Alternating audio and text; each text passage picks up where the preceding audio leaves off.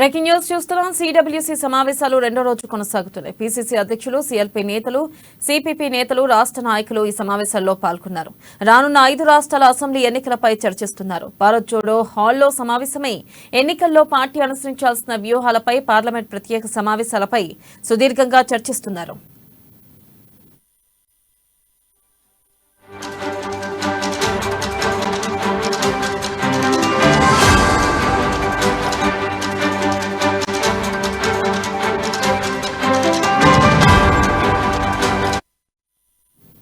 Breaking news చూస్తున్నాం. CWC సమావేశాలు రెండో రోజు కొనసాగుతున్నాయి. పీసీసీ అధ్యక్షులు, సీఎల్పీ నేతలు, సిపిపి నేతలు, రాష్ట్ర నాయకులు ఈ సమావేశాల్లో పాల్గొన్నారు.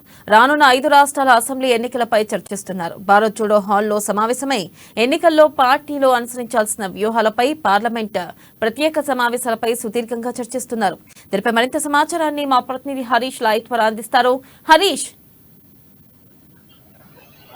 Thank you. సిడబ్ల్యూసీ సమావేశాలు ఎక్స్టెండ్ సమావేశాలు కొనసాగుతున్నాయి.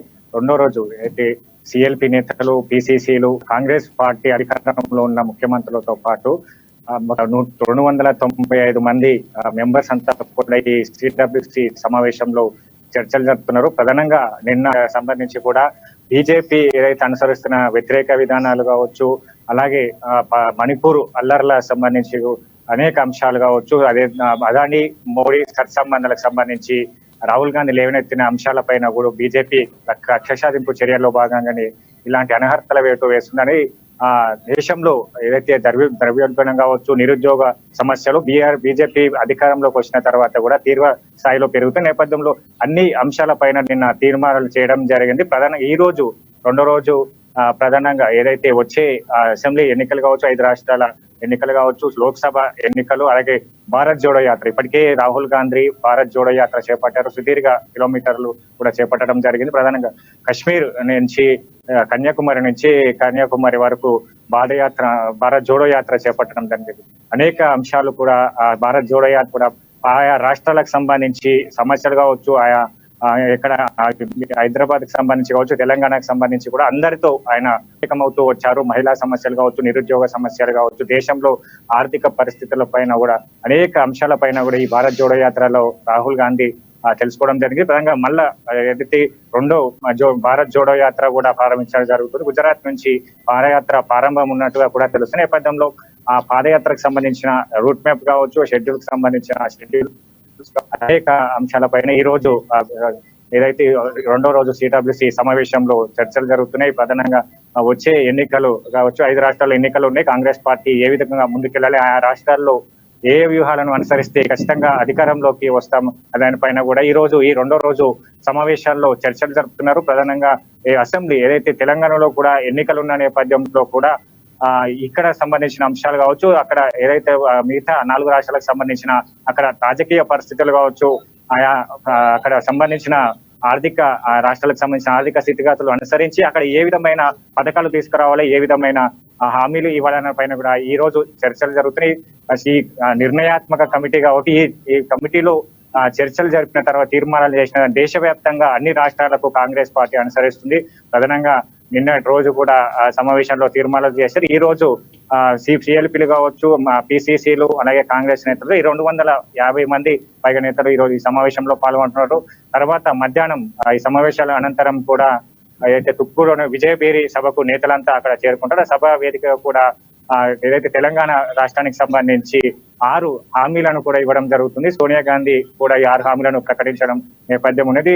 ఎస్సీ, ఎస్టీ, అలాగే బీసీ మహిళలు ఉద్దేశంగా వాళ్ళకు లబ్ధి చేకూరే విధంగా ఈ 6 గ్యారంటీ స్కీమ్ కాంగ్రెస్ పార్టీ ఇవ్వనున్నది. ఇప్పటికీ పలు అంశాల పైన కూడా ఈ 6 గ్యారంటీలు ఎలా ఉండదానిపైన కూడా ఇక్కడ టీపీసీసీ కావచ్చు, అధిష్టానం కూడా ఫిల్టరింగ్ చేసిన పరిస్థితి నేపథ్యంలో అన్ని సామాజిక వర్గాలకు అనుగుణంగా ఈ 6 హామీలు ఉండనున్న నేపథ్యం కనిపిస్తుంది. ఈ రోజు 6 గంటలకు సోనియా గాంధీ ఈ 6 హామీలను ప్రకటిస్తారు.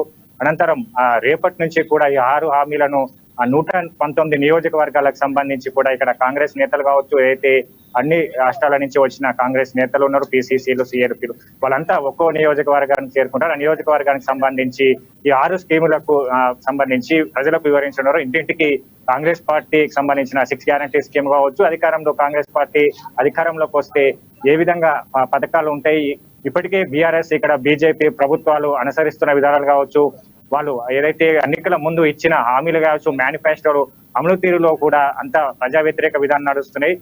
ఇక్కడ బీఆర్ఎస్ ప్రభుత్వం ఖచ్చితంగా ఈ రోజు సోనియా గాంధీ ప్రసంగం పైన కూడా అందరు ఎదురు చూస్తున్న పరిస్థితి ఉంది. ఏదైతే స్వరాష్ట్ర కాంక్షలో ఏర్పడ్డ తెలంగాణలో కూడా ఖచ్చితంగా అప్పుడు నష్టపోతామని తెలిసి కూడా తెలంగాణ ఇచ్చిన నేపథ్యం. అలాంటి స్థితిలో కూడా తెలంగాణ ఇప్పుడు నీళ్లు నిధులు నియామకాలనే కాంక్షలతో ఏర్పడ్డ తెలంగాణలో ఈ రోజు అన్నిటిలో కూడా కమిషన్లు కావచ్చు, ప్రభుత్వం వైఫల్యం చెందుతూనే కాంగ్రెస్ పార్టీ ఆరోపిస్తున్న పరిస్థితి నేపథ్యంలో వైఆర్ఎస్ ప్రభుత్వం తీసుకొచ్చిన పథకాల విషయంలో కూడా వైఫల్యాలు చెందాయి. కమిషన్లకు కూడా తెరలేపారు.